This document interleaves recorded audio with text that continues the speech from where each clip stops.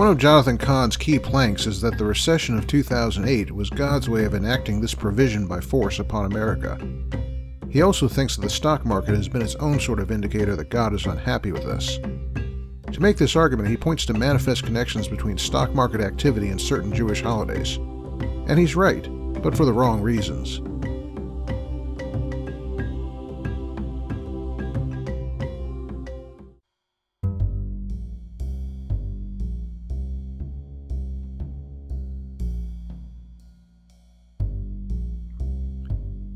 Cahn makes a big deal about the correspondence of serious economic declines with the Hebrew month of Tishri, which overlaps our months of September and October.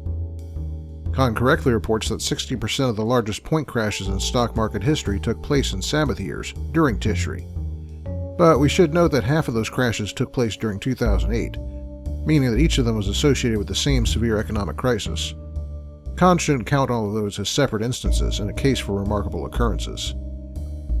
Then we get to an ironic statement. Cahn remarks, if there was nothing more than the natural at work in the greatest collapses in history, then the greatest financial collapses in history should be more or less evenly distributed throughout the year. Well, who decided that? It's true what Cahn says about what some have called the October effect. Observers have noted that October is historically the most volatile month in the U.S. stock market.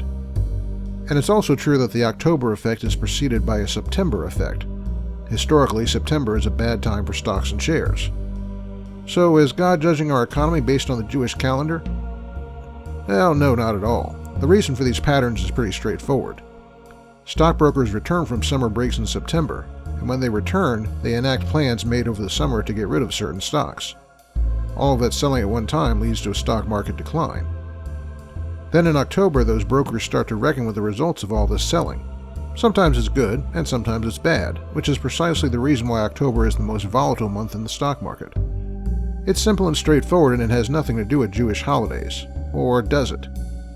Well, it does have something to do with Jewish holidays, but not in the way Cahn supposes.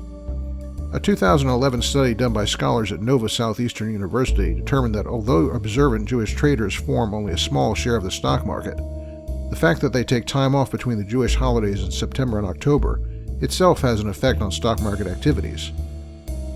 That's the brief on Cahn and the stock market.